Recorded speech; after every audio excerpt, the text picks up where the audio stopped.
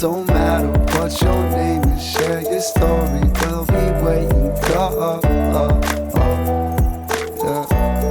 the haters, whoa. What's up, everyone, and welcome back to For The Hayters. Today, we're sharing an emotional and powerful conversation about grief, trauma, and resilience. Our guest, Kassie, is a mom of 2 living children and has also experienced the heartbreaking loss of 2 babies, one through early miscarriage and one through stillbirth. In 2021, at 21 weeks, Kassie went in for her routine anatomy scan and learned her daughter, Sutton Ray, no longer had a heartbeat. Her loss changed her life, and through faith, therapy, and a lot of inner work, she has found a way forward while honoring her daughter's memory.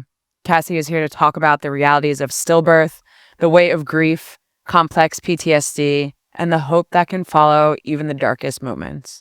Let's get into it. Kassie, first and foremost, if you're watching this, you're going to be like, Becky, that looks so different. It is because the air conditioning went out in the studio. Am I getting you warmed up here? You're getting a little. You're feeling a little bit. A little less stressed. Yeah. So if you're watching, if you're not watching, and it's like some vibes feel different. It's because I'm in my basement of my house. We're flexible. Yeah.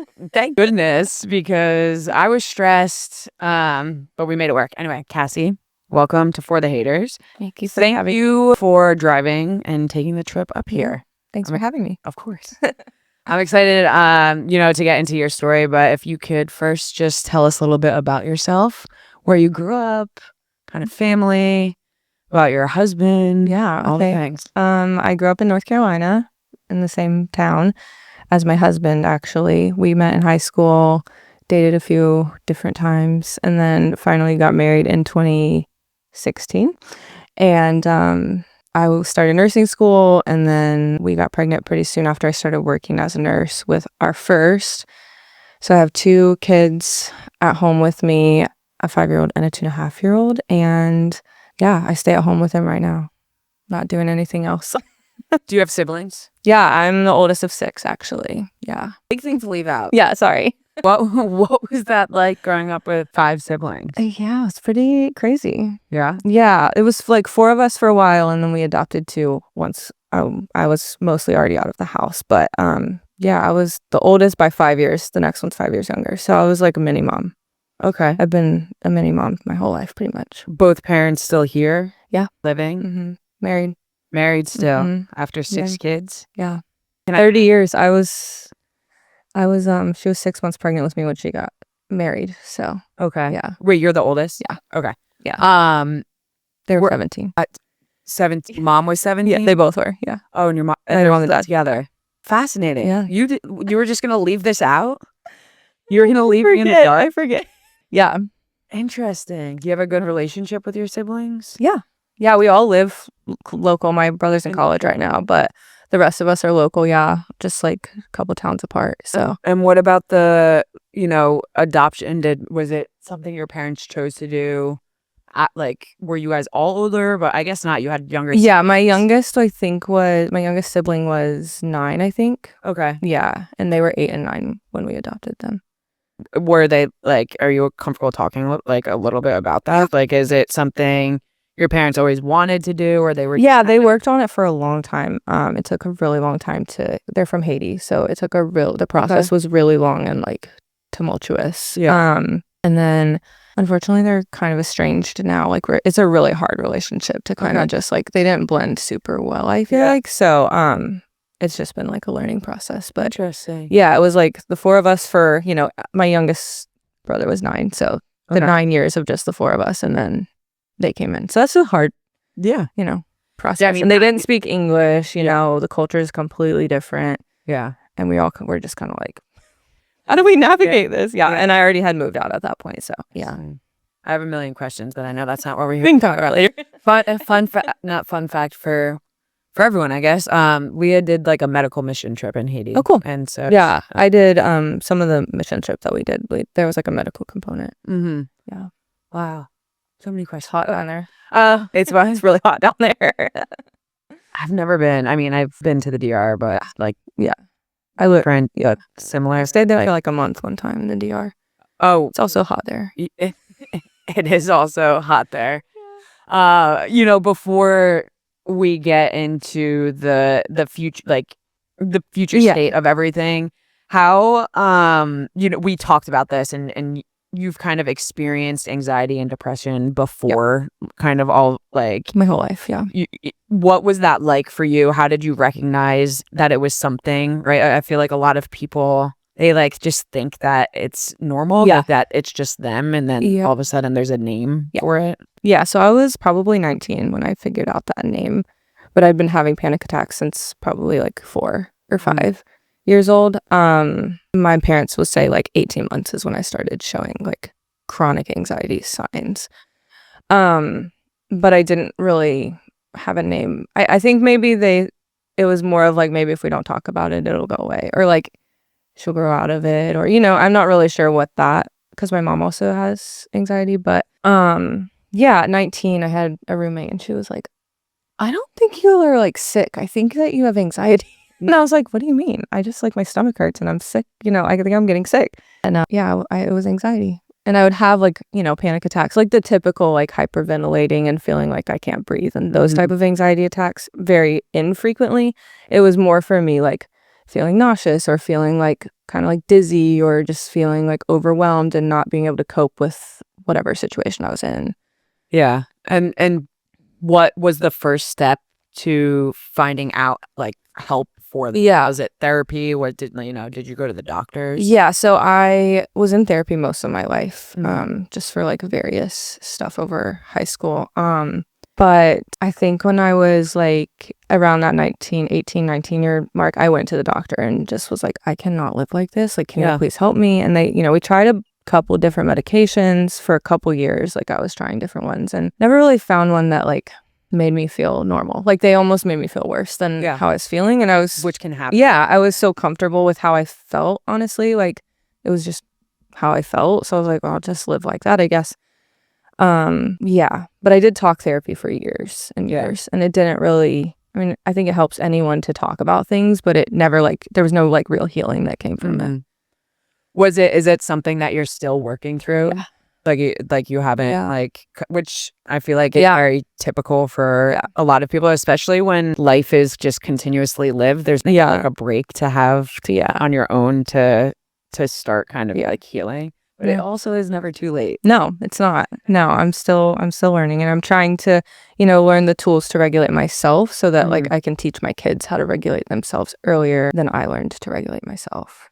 Yeah, I was sitting here thinking, I wonder if, and not to put blame on anyone, but obviously your parents were young when they had you, and there was probably like a lot of just growth that they went through that you went them as a child. Yeah. So. Well, and we were actually on the way here, we were talking about that, like, I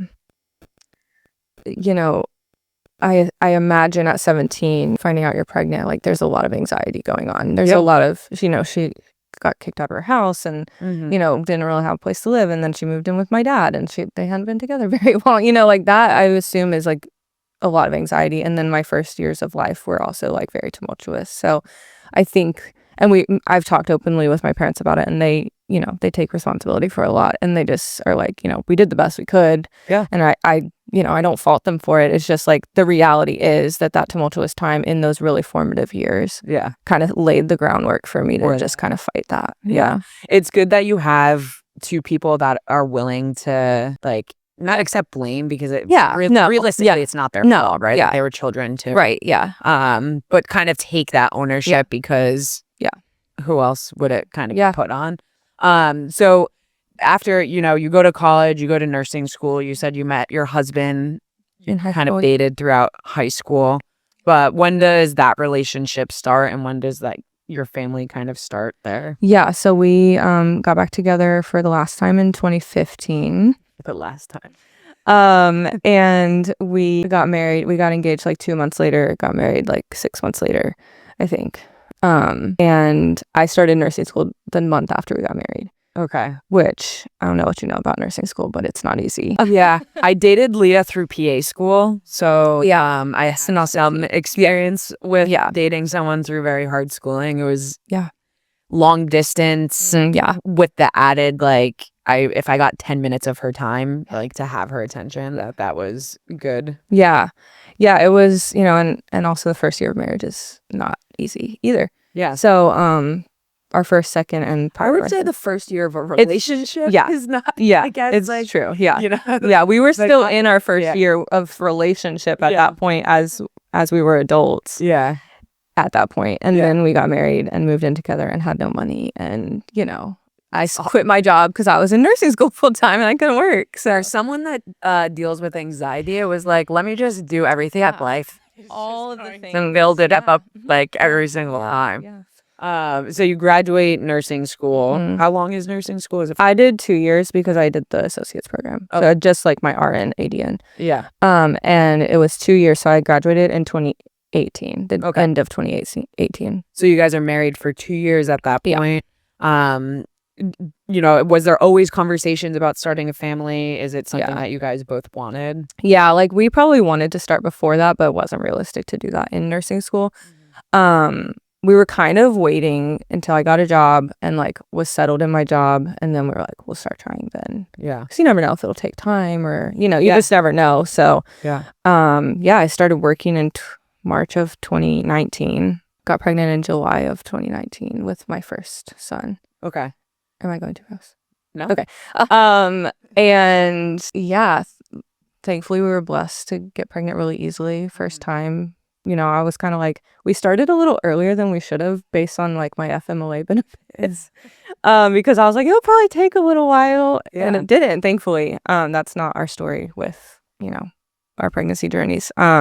But it's fair, right? And like I think it's insight into like we have to structure our lives off of things like benefits and insurance and just like my due date was like 4 days after my 1 year mark at my job, and I wasn't gonna get FMLA if it didn't make it to my due date, which is stressful. Like I literally would be like unpaid, just completely based on my own PTO. So I worked 4 shifts a week for my entire pregnancy just to make sure I was paid through my leave. Through it, And there's just issues with it. I mean, it's a common thread on that we speak about on this podcast, just because there's so many different things that people go through, and insurance and medical care and all the things are just relevant to everyone's lives at like really hard times, which is unfortunate and just like kind of crazy. That we have to just pick and choose. I don't know. So first son. Born. Yeah, he was born 7 days before the COVID shutdown. When we left, we were leaving the hospital. My husband went to get the car, pull it around so we could go down. And he came in, he's like, they took my temperature at the door.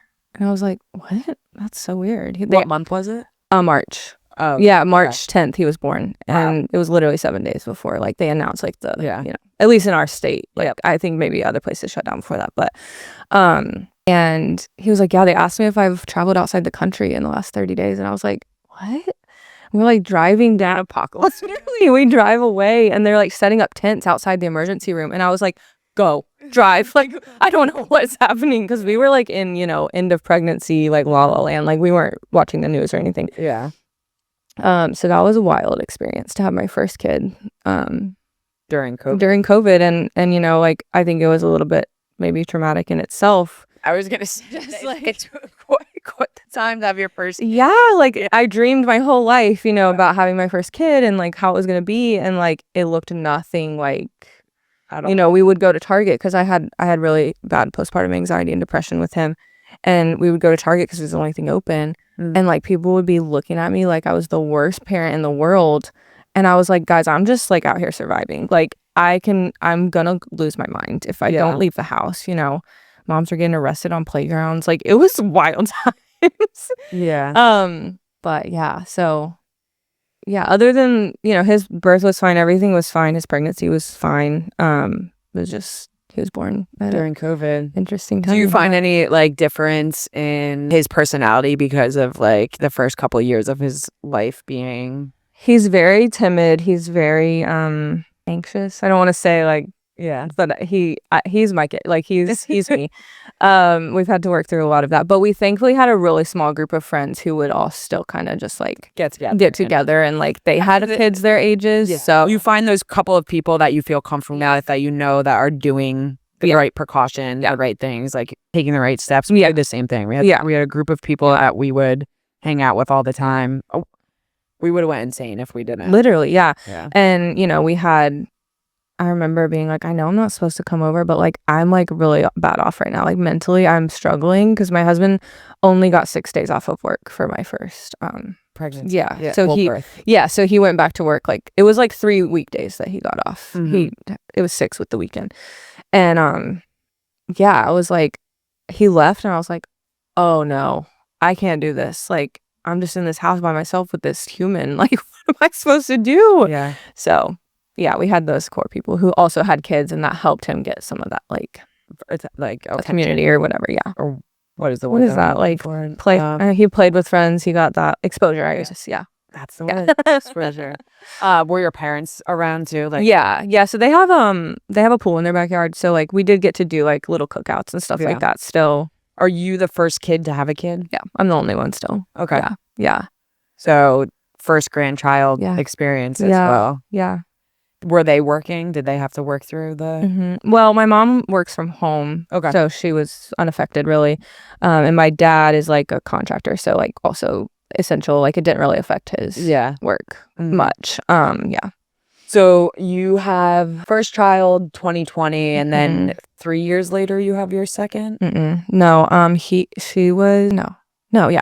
Wait. No. Sorry.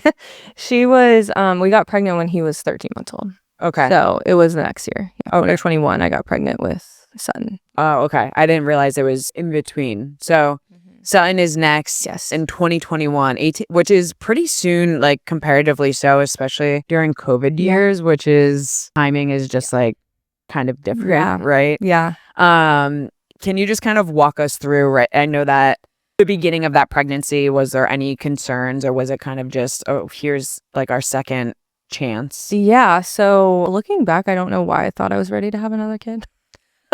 They would have been so close together, which, at the time I wanted. But in hindsight, I'm like, that was interesting. Yeah. Interesting choice. But you guys were actively trying. Yeah. So we started trying and we were blessed to get pregnant right away again. And we went for her the 8-week scan. We always do, unless there's another reason, we do the 8-week and the 20-week ultrasounds. And we went to her 8-week, and this is controversial, but I was planning a home birth. And so we went to like one of those private like 4D places for our 8-week because I didn't have an OB at that time. And they don't do any medical things there. They only do like heartbeat, gender, and like that's it. And we went, and I've tracked my cycles for years. So like I knew when I got pregnant, like it was the first time. We only tried once. Like it was very obvious to me when we got pregnant. And when we went in there, she was really sweet. And she was like, this baby is not 8 weeks. And I was like, that's not possible. In my head, I was like, oh, okay, like I'm pretty like passive. So I was just like, oh, I guess like, but then in my head, I was like, there's no way. She was like, no, this baby's 6 weeks. And I was like, to be 6 weeks, I would have to almost be a full month off of my, that couldn't have happened. And so, I was breastfeeding. So I was like, maybe like I just got, I just kind of like gaslit myself a little bit to be like, maybe it was just like I was off. I don't know.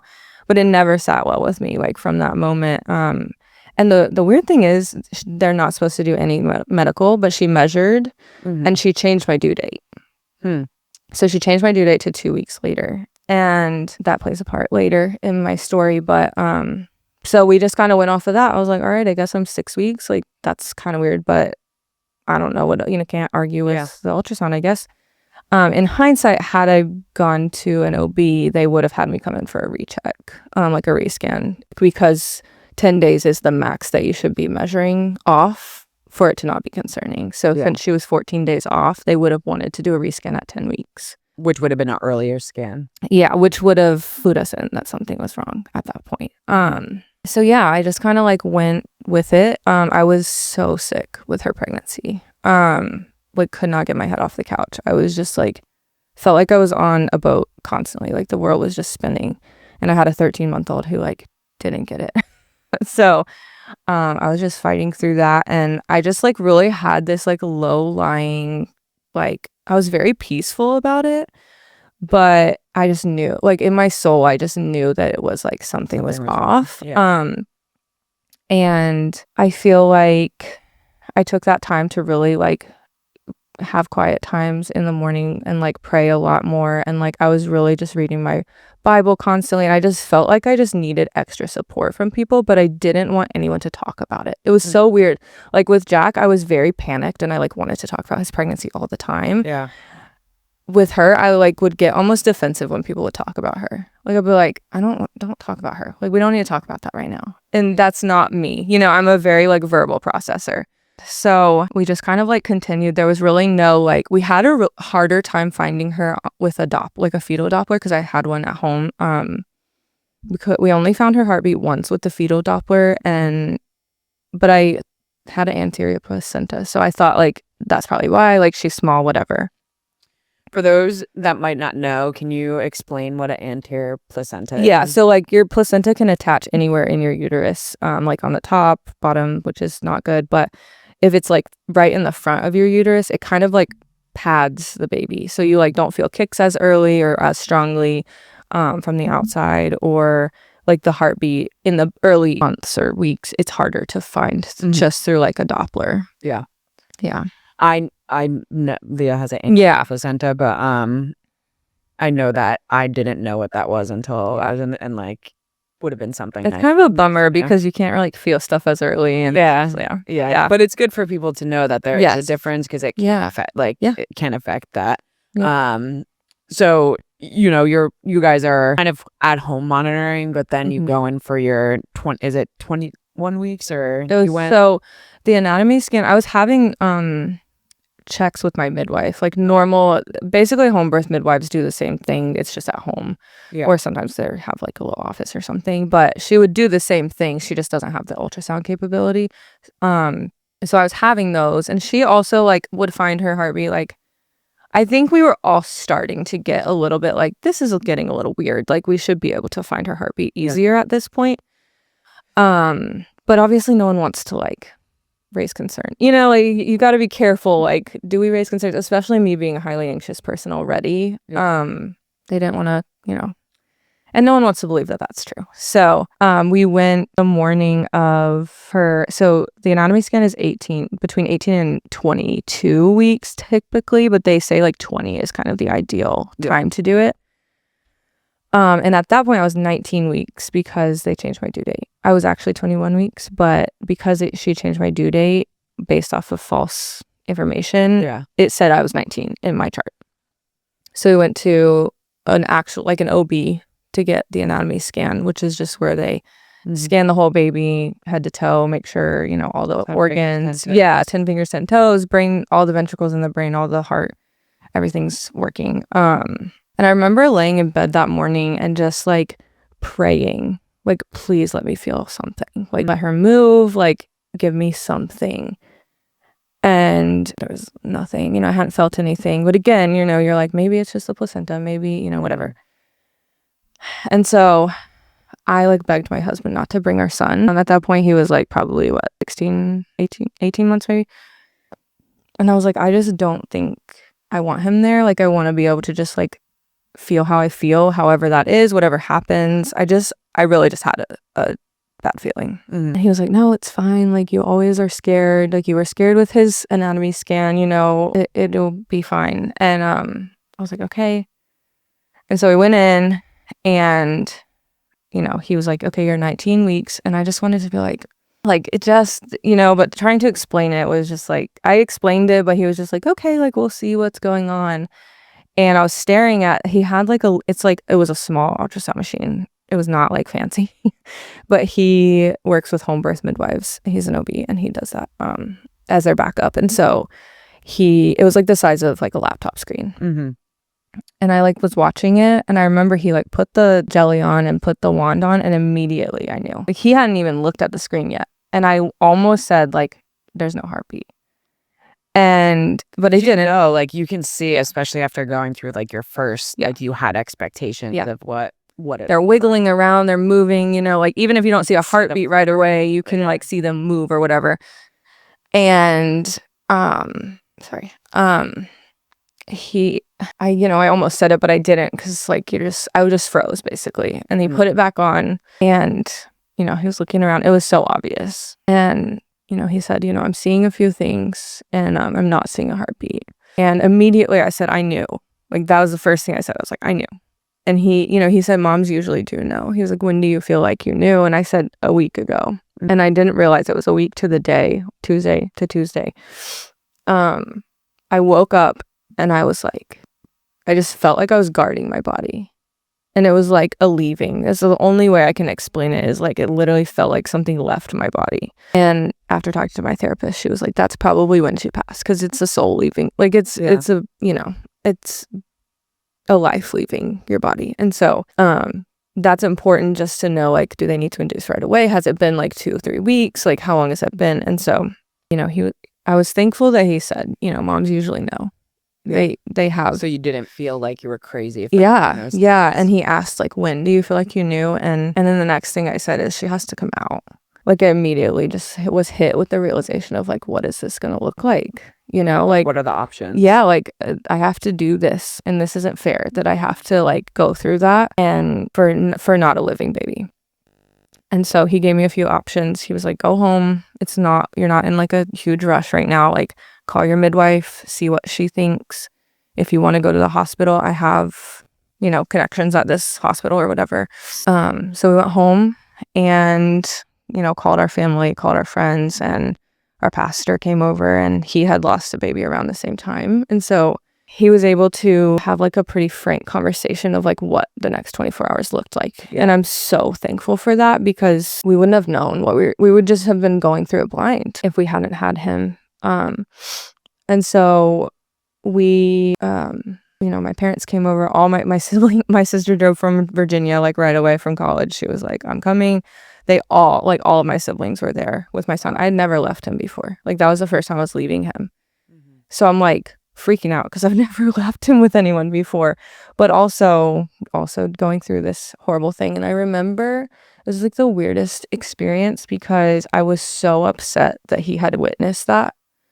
Like, it like shook me to my core that he was in the room when that happened, because obviously I was crying, and he still had to do the whole scan to like take pictures. And she ended up having a cyst on her brain that developed when the lymph and the circulatory system form, they get swapped. And basically the lymph system feeds into the circulatory system and stops their heart. But she had a really large cyst on her brain.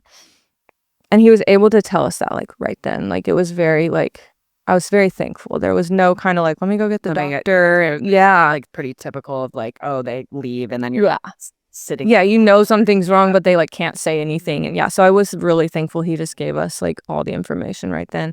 And then we went to the hospital, and they checked.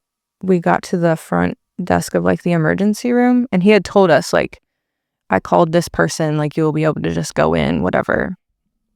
But because I was only 19 weeks on paper, 20 weeks is like the magic week where you're considered like a labor and delivery patient. And so I was going to have to deliver in the emergency room. And I literally told my husband, I said, I will walk out of here, and I will find a hospital that will let me have a room. This specific hospital was curtain dividers. Yeah. I was like, I'm not going to labor and deliver this child in a curtain room next to like who knows what next door, like. Was that your only options presented to you? Right? Like, is that like going to the hospital and being induced? That was like the main one. I mean, I think had I like not wanted to go through that process, they could have done like a DNC.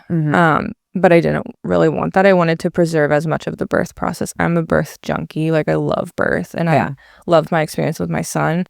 And so I wanted to preserve as much of that process as I could. So yeah, those were like the main options, like be induced, or I guess like waiting to like have it happen naturally was also an option, but like I did not want to sit there and just like wait and just be like. So on the way to the hospital, I started having some like minor contractions on the way, and I was like, I think my body's ready. I mean, it's been a week. Like, the fact that my body held on that long was like honestly such a blessing, because having that happen spontaneously would have been horrifying. Absolutely. Yeah. So we got there, and they did another ultrasound just to confirm. Oh, sorry. go back. I waited in the emergency room lobby for like 45 minutes. And they just had me standing there at the front desk while they figured out what to do with me. Because my husband, he's in the military. He's a little, he gets a little heated. Yeah. He was traumatized also, like he's trying to protect me and fight with these nurses who are telling us we're going to have to just go to the emergency room. And I'm like literally sobbing, just like hyperventilating. We had to wear masks at the time. So like I literally couldn't breathe. I couldn't see because of my glasses. It was just a disaster. Mm-hmm. And I kid you not, like the traumas that were coming in next to me at this time, literally a lady had a rod sticking out of her leg, like nodding out in a wheelchair from pain meds. And some lady like pulls up in a Mercedes and was like, fine, like walks up to the door and then comes in, starts like, and I was just like, get me out of here. What is happening? Like, it was so bad. So finally this EMT just like randomly comes out of nowhere and was like, grabbed my shoulders and like put me in this wheelchair, like wheeled me over to the corner and put me like literally facing a wall.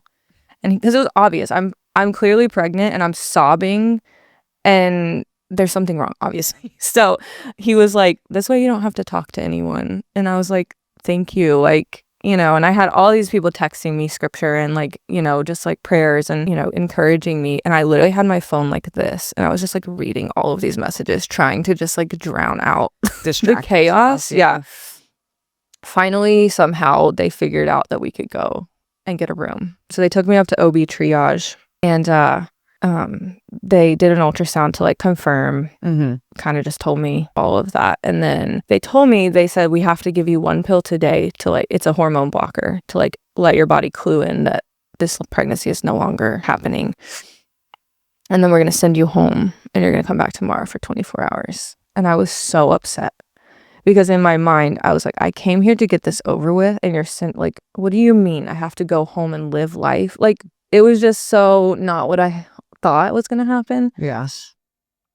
And so we went home and I was pissed. Like, are you kidding me? I have to go home and pretend like what? Like just live my life like normal. So we went home and it actually ended up being exactly what we needed. My friends came over. They were like giving me a massage, crying with me, singing with me. We were just like, I was just like, this is not fair. Like the fact that I'm going to have to do this is cruel. And they just let me cry and they sat with me and it gave me time to prepare and to conserve any piece of my birth that I had wanted for that birth. And so we got to pack our bags and do all that. My mom came over and cooked us dinner, brought us breakfast the next morning, and I didn't eat anything. But then the next day at 3 we were scheduled for an induction. So we went back and I think actually that's when I started having the contractions because they had like given me the hormone blocker. And we checked in and everyone was great. They sometimes they have nurses who come in just for bereaved parents. And you're like their only patient and they just like have like a heart for that type of care, and so they just do a really good job. Yeah, people think of that. Yeah, it's not always the case, but if they're off work and they'll like volunteer to come in for that shift. And so she was so sweet. And so we were scheduled at 3, but we didn't end up getting induced until 7 p.m. And because it's a long time. Yeah, there was an OB trauma that like called everyone downstairs and again, it was annoying at the time, and I was just like, can we literally just get this over with? Like, it just keeps dragging out. But then it was actually really sweet because we got to eat. So my husband went down and got us some food, and we like laughed together, and then we would like forget, and then we'd be like, oh, we have to do this. But we would have moments of laughter and moments of like crying and like praying, and I was reading scripture and listening to worship music and just like trying to fill the room with as much peace as I could because I knew it was coming. And I had my son without like no medication, no epidural, no nothing. And so I kind of knew what to expect. And I had planned to do that with her as well. No medicine or anything. And finally the doctor came in and they induced me. They just did they stick a pill up on your cervix to dilate it. And it was horrendous. I don't know how people do like a full induction with no pain meds. It was horrible. But I did it. And it was 3 hours and 48 minutes of labor. and she was born. My nurse was great. She was like so calm and just like, you could tell she was there for me. Like you could tell that was her service, was like being there for a bereaved mom. The doctor was not great. She was like so panicked the whole time. I think because I was panicked, she was like matching my energy the whole time. Anyway, she was born at 10:48 on September 1st. She was so tiny. She was like half a pound. Wow. And 7 inches long. Fully formed, like had all her little toes and fingers, and they let us spend time with her. And I had prayed up until that point, like, just let me see her as like our daughter. Like, we didn't know if the cyst was internal or external, or like we didn't know what she was gonna look like. I mean, babies aren't supposed to be out of the womb at that point. So like, of course, it was gonna be alarming to see a baby that gestation. And so I got to see her, and I was like, she looks like our son. Like, they have the same nose, they have the same lips. And Do you feel like that helped in the grieving process, that you were able to like have identity to her? Yeah, I think so. Like, you know, we like held her hand and got to just like talk and look at each other, and you know, we're like, yeah, we see it. Like, he was like, yeah, I see it, she looks like him. And he got to hold her for a little while, and I got to hold her for a little while, and then it kind of got to a point where I was like, I'm done. Like, this is just her body. Like, I can't do this anymore. Because they were going to bring me, like, they have a cooling bassinet. Yes. And they couldn't find it. It was taking forever. And I looked at my husband. I was like, I'm done. Like, I need this to be done. And I felt a little guilty because I've heard stories of moms spending, like, you know, 2 days with their babies and, like, in the cuddle cot, like, just wanting to, like, take all these pictures. And, you know, and that just wasn't my story. I just felt like, you know, I saw what I needed. I have gotten to meet her, and I'm ready for this to be over. Yeah, I don't think that, you know, me saying you shouldn't feel guilty isn't gonna make you feel any less guilty. But I think that I wouldn't think twice of someone picking to choose the amount of time that they needed. I think everyone is different, especially like maybe some people have a child that, like, you have a child at home that, like, who also probably is on your mind during these times. Yeah. And I would never in my life, like, I don't know what I would do in that situation, but I couldn't imagine like spending days in that. And I mean, I'm thankful that you got the opportunity to have whatever time that you did that was necessary for you. And like, everyone's different. Yeah. And I think my husband, you know, I had the hormones of birth going for me, so I was seeing things through that lens, and he didn't. He was seeing things very clearly, and I think he was ready before me, but obviously he wasn't going to say that. Yeah. Because when I said it, he was like, "Oh, okay, yeah, like we're good, you know, we're done." And but she took her measurements. We got footprints. We got, you know, little keepsakes that they had. Yeah. So what is that next? Like, when does grief start? Right? Like, I know that, like, does it start in that moment? Like, is that your first step? Is like when you're like, I'm kind of done? Is that when your like anger kind of starts? And yeah, so it's interesting. I think there's like grief is so layered, as you know. It's not linear. It doesn't just come and go and then go and peak and then go away. So I think there was the grieving of the appointment. And I learned this also through EMDR. Like, there was multiple traumas within this trauma. Like, the appointment was traumatic, and then the birth was traumatic, and then the funeral was traumatic. And so there was like different points of new grief as it went along. But at that point, I told them I would like to be discharged now. It's the middle of the night. And they were like, we don't really do that. I was like, you are today. yeah. I have a baby at home that I would like to go hold, and there's nothing here for me. Like, my baby's not here. Why would I want to be here? Yeah. So they ended up discharging us in the middle of the night. We got home at 4 a.m. and at 8 a.m. my husband had to go to the cemetery and buy a plot of land, which is like wild to think. When you're in it, you just do it because you have to. Yeah. But then, like, the fact that we did that is crazy. So my pastor came, and they met, and they went to the cemetery and bought her a piece of land by the water in this cemetery near our town. near our house. Yeah. He bought her a plot of land there. And, I had like people were in and out of our house constantly. I wanted a constant stream of people. Some people want to like shut away and like not see anyone. Yeah. I like literally had like a meal train for people. Like they were signing up in time slots to come sit with me. And so he did that. And then we planned a funeral with our pastor. And then the funeral, I believe, was the next Tuesday. So it was 7 days later. And I think I would say that like the real grief didn't start until then. I think that after the funeral, because like you're kind of planning and you kind of have something not to look forward to, because you're obviously not looking forward to it, but there's something going on. There's a lot of movement, right? Yeah. Like the movement after like the event is very active, but there's a point that kind of slows down too. Yeah, everyone's bringing food and like we had like so much food. Checking in. Yeah. Yeah. And then the funeral was over, and I think people just kind of go back to their lives because that's what you do. Yeah, you can't. I mean, the world doesn't stop. And I think that's when like you go back to your house after the funeral and you're like, it's over. What the fuck? Yeah, like that part of my life is closed. Like it's no longer going. I'm not going to have any new memories with her. Everything we just experienced is all we'll have. There's no more pictures. There's no more nothing. And I think that's probably when it like officially was like, you feel the weight of it. Yeah. And, you mentioned that panic attacks kind of started after. Was it something that you were experienced like privately, or was it publicly? Yeah, it was kind of both. So during the funeral, I had a panic attack, and I literally, during the funeral, I was like, I'm going to leave now. I stepped out of my car and saw a baby casket, and I said, no, this is not how this is supposed to go. Yeah. Like, hit the floor. I cannot do this. The human body is not made for this. And my mom got me through it.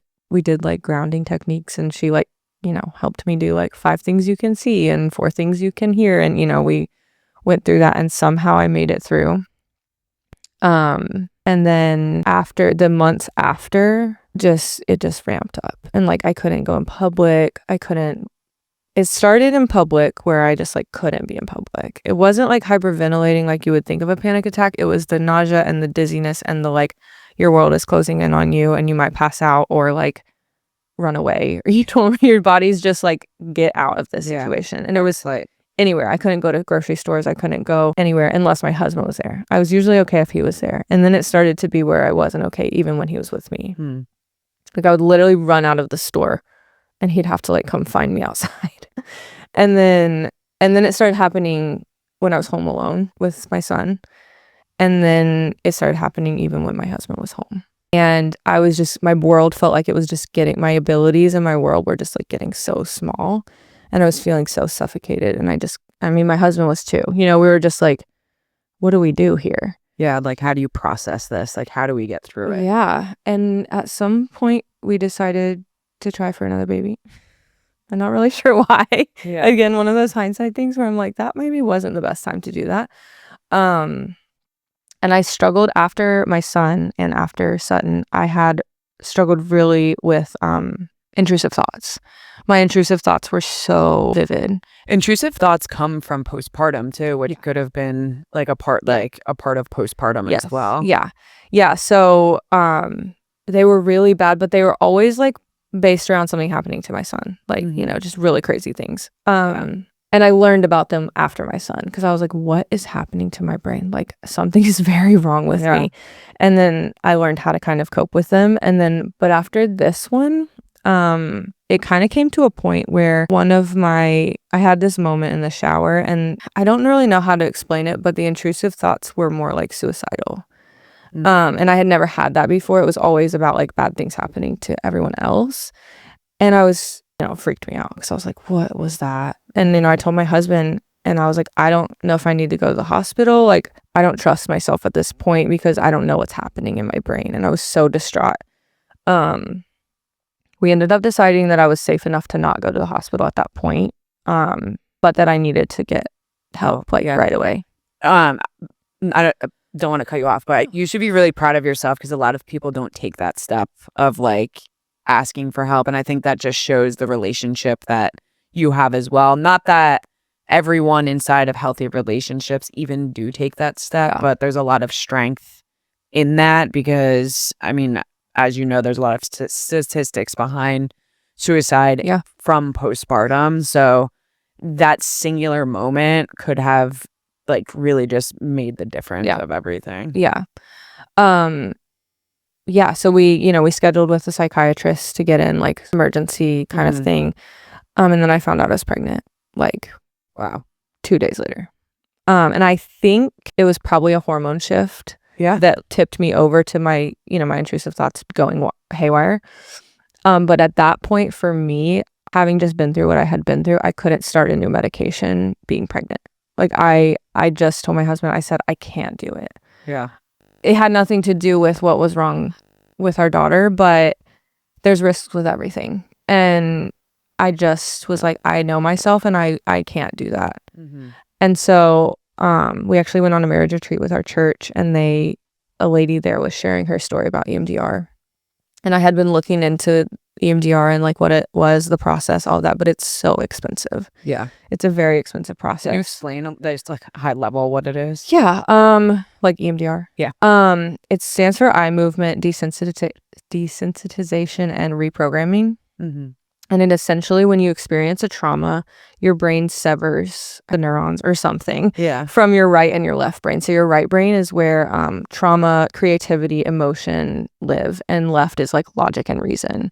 And it literally actually severs the connection between the two. So you can't process your trauma with logic or reason. It's only with creativity, emotion, the trauma. And so what EMDR does is it activates both sides of your brain constantly during the process, and you process your trauma while activating both sides of your brain. Interesting. So I explained it as seeing the trauma from like a bird's eye view. Like you bring up the trauma, like the scene in your mind. Is it like, is there drugs involved? Like, is that it's like just like everyone does it differently. It started like originally way back whenever it started with like a pen, and they would literally do this with the pen, and you would like track like it, hypnotizing, kind of, and you would track it, but you would pull the memory up while you're tracking and process through that. Excuse me. And then my therapist did like two alternating vibrating things that you held in your hand, and you just like close your eyes, and they just like are vibrating back and forth in each hand, and it's keeping like your left brain engaged while you're processing. And it was a wild experience. So because I was pregnant, I decided I would rather try that as a last stitch of like before I tried medication. That was just my personal preference. I know that medication is fine in pregnancy. It was just where I was, all is right. Like it was just where I was at that point. And so there are some like questionable things about doing EMDR when you're pregnant, just like with sending stress to the baby. But with my therapist, we decided that the stress I was living in. I was going to say, one would argue the stress that like is already currently present, but it's probably worse. Yeah. I was like, well, I'm living in that heightened state all the time. So I'd rather live in that heightened state for like a few more moments and have true healing. That's actually, because I didn't feel like at that point medication was going to fix the problem. I felt like it would bridge me to get to the healing, and that's good, but it wasn't going to bring the healing that I needed. And so I was able to start that process, and it was wild. And it helped? Yeah. Do you feel? Yeah. After there was a whole process before you can actually start the EMDR process, just to make sure you're kind of like, basically like we went through a lot of like different like narrative therapy and different methods of therapy to identify my traumas before she would even feel comfortable doing it, because it can make things worse before they get better, essentially. I mean, that's pretty, at least for me, like I did microdosing, and like the research I did behind microdosing said like things are going to get probably worse before they get better, because you have to like work through things, not just put a Band-Aid over them. But from your experience, do you feel like afterwards there was room for you to actually start healing? Yeah. I mean, honestly, not everyone has this experience, but after my first full EMDR session, so I've been in talk therapy my whole life. I'd never seen a trauma therapist, but I'd been in talk therapy. And after my first session with her, period, just kind of talking about the process, what it was going to look like, how we were going to get to EMDR, I was like, this is different. Like, this is going to be different, and this is going to change my life. Like, I just knew And once I got to the EMDR process, after my first session, I was able to manage going back into the stores and doing small little things that had been taken from me. Like I was able to do those things for a short amount of time. Like grab one thing at the store and come, go back out. But like after one session. Yeah. And then which gives you just room to breathe. Yeah. Right. Like it gives you the hope that you need to kind of like go back to keep working to take more steps forward. Yeah. Yeah.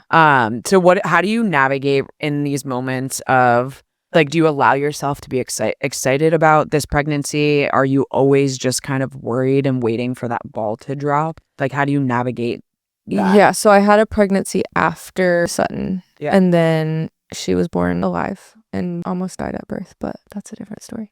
But then I had another pregnancy and I miscarried that pregnancy as well.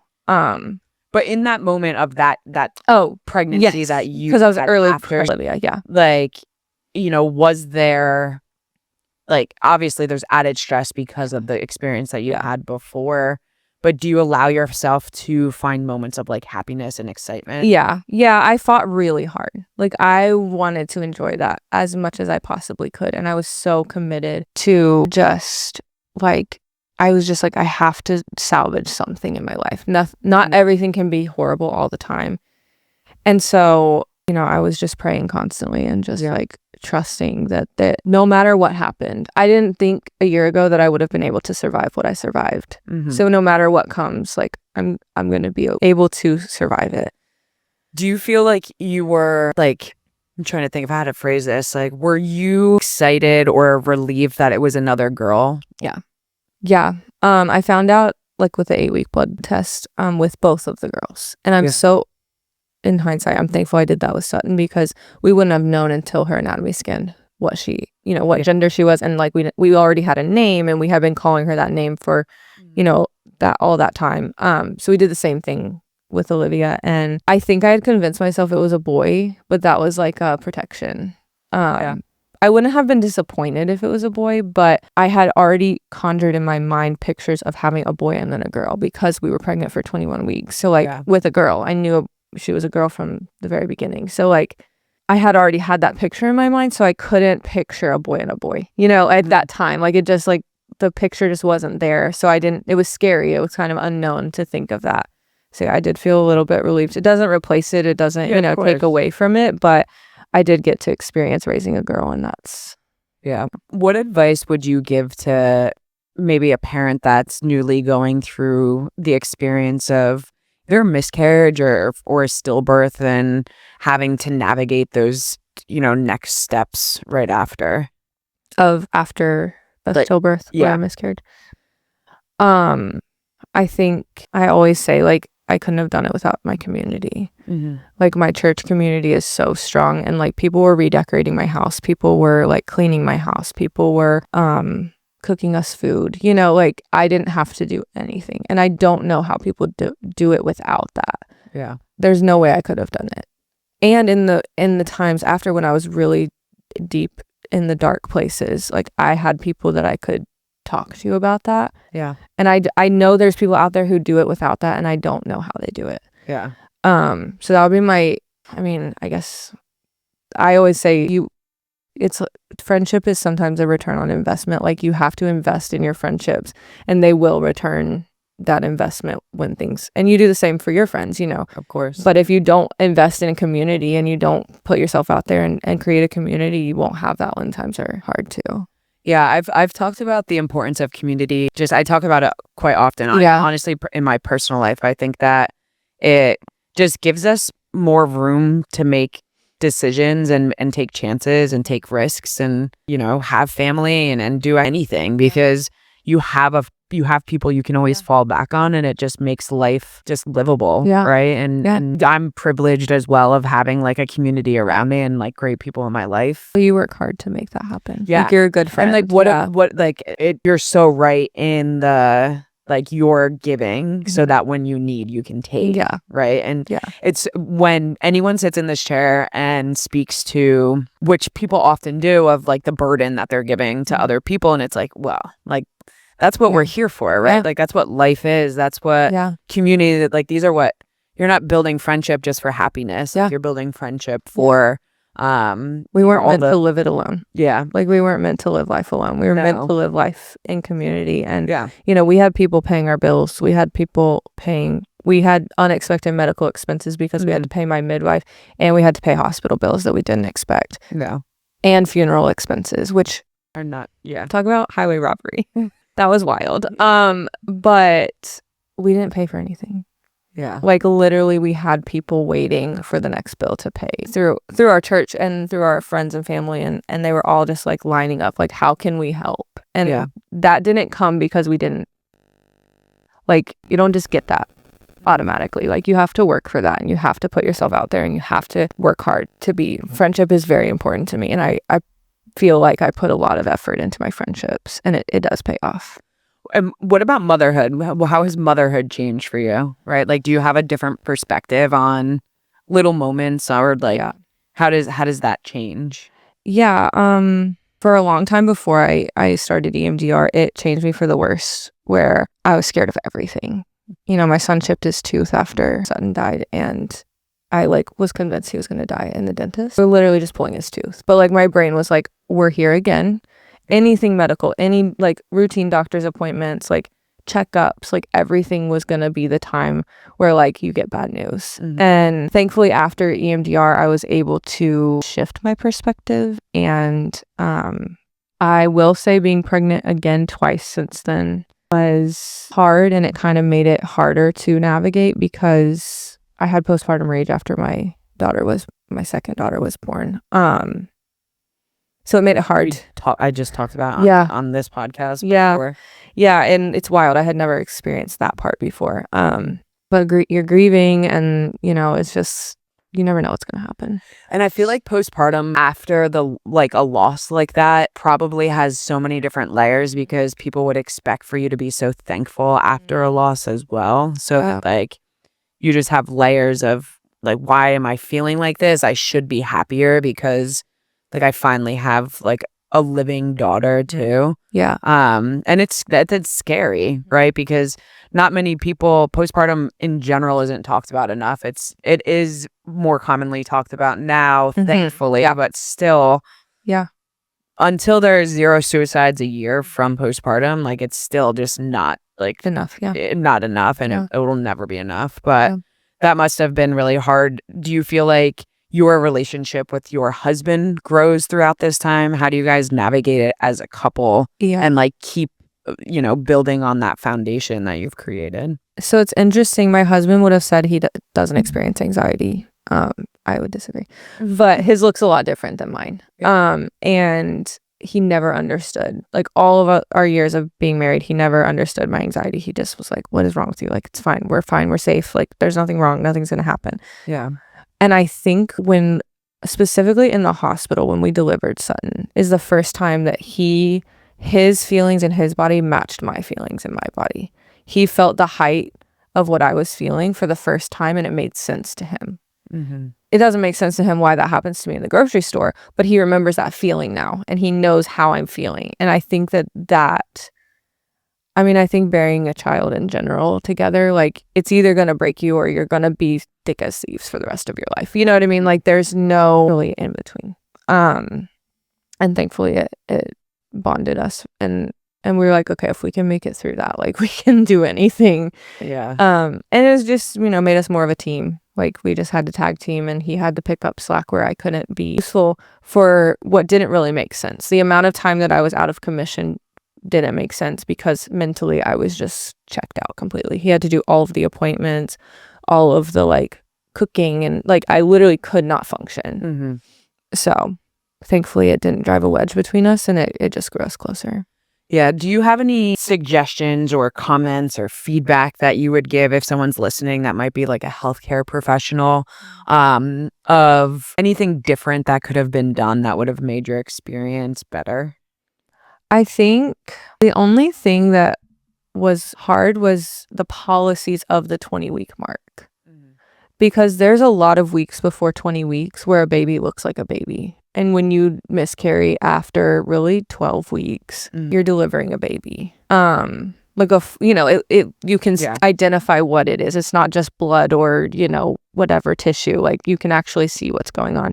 And it's kind of cruel that we're having women do that in an emergency room where it's very busy, it's very loud, it's very like providers aren't there in the emergency room for that purpose. They're there for like traumas and like it's very fast paced in the emergency room where labor and delivery is more set up for like a longer process. But I also think like just staying calm. I don't know if that provider didn't ever experience a stillbirth at all or if they hadn't experienced one that was unmedicated. Because being unmedicated did add to the chaos because I was in a lot of pain and I was, laboring. Yeah. Whereas if I had had pain meds or if I was having an epidural, it would have just been kind of like quiet. Yeah. I don't know what it was, but she was very panicked and it didn't help my panic because it felt like something was wrong. It was wrong. Something was wrong, obviously, but it felt like there was an emergency and there wasn't. So I don't know if they just need to do more research on their own because I know the hospitals don't like provide much on that. But the nurse was great. I mean, she was talking to her. She was, calling her by her name. She was really gentle with her. I feel like that's super respectful too. Yeah. It kind of caught me off guard because I'm a nurse, so I get how you get into the rhythm of things and it's another patient and you're just kind of like in the day-to-day, not really thinking of how these families are feeling. It can get that way because you're so busy. But for her to take the time to like measure her and like make sure that the footprints are working and all of that, I just think that those little things matter because what we got in the hospital is all we'll ever have of her. That's all. We don't get anything else. So taking pictures if they want pictures taken, making sure the pictures aren't blurry, because the footprints didn't really turn out. And I kind of wish she would have done handprints instead. Yeah. But every hospital has different resource. It just kind of depends. But I think just listening to what the parents want and maybe suggesting everything that you have. Like she kind of gave us all of the options and it was a little overwhelming. But we couldn't think of what we wanted in that time. And you almost always walk away wishing you had done one more thing or had one more picture or done, gotten one more little trinket or whatever. And so I think her offering us like multiple different boxes to put her things in and like that was a little overwhelming in the moment, but in hindsight, like that was super important. Yeah. Because we couldn't have left behind. Yeah, we couldn't have thought like, oh, maybe we should have a box to put all this stuff in, Yeah. What does healing look like for you today, right? Like where are you at? Where is your family at in that journey? Do you feel like you've made growth? Are you continuing? Yeah, so I actually graduated from therapy.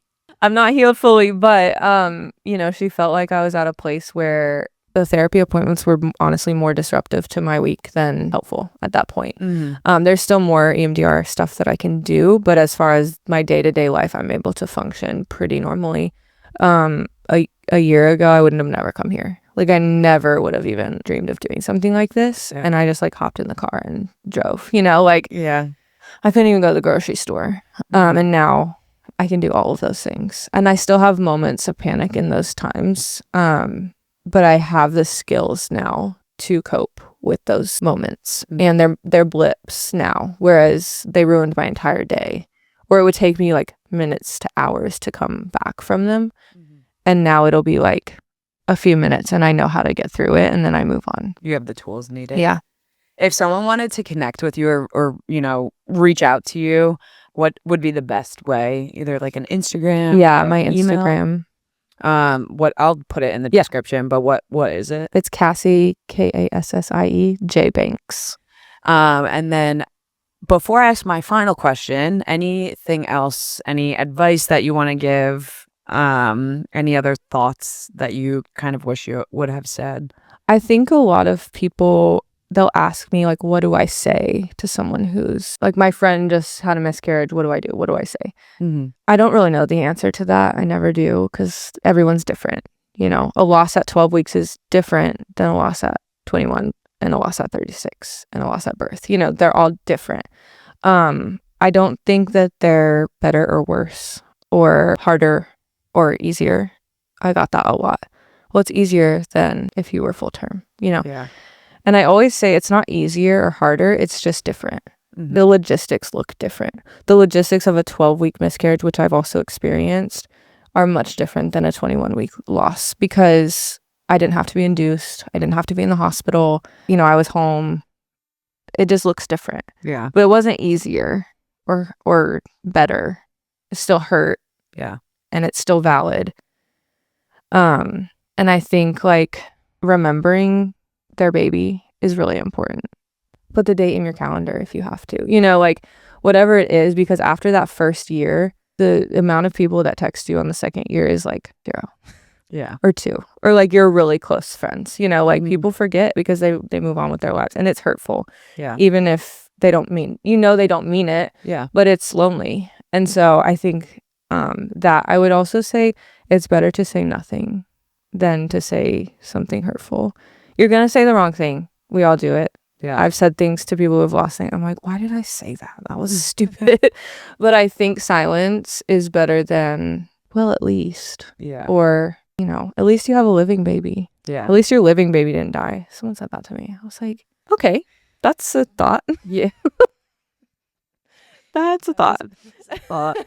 Maybe it should have been a think thought. But yeah, I think just there's no right thing to say, but I appreciated the people who were comfortable sitting in the silence with me and sitting in the I'm just pissed. Yeah. I always say follow the mom's lead. That's kind of, I think that's great. follow the mom's lead. If she's crying, you can cry. If she's not crying, don't cry. Yeah. Because she might not want to cry right now. She's going to cry again. If she's not angry, don't act angry. Yeah. Because that will come. I had so many people being like, it's okay to be angry. I'm angry for you. And I was like, Yeah. I'm not angry right now.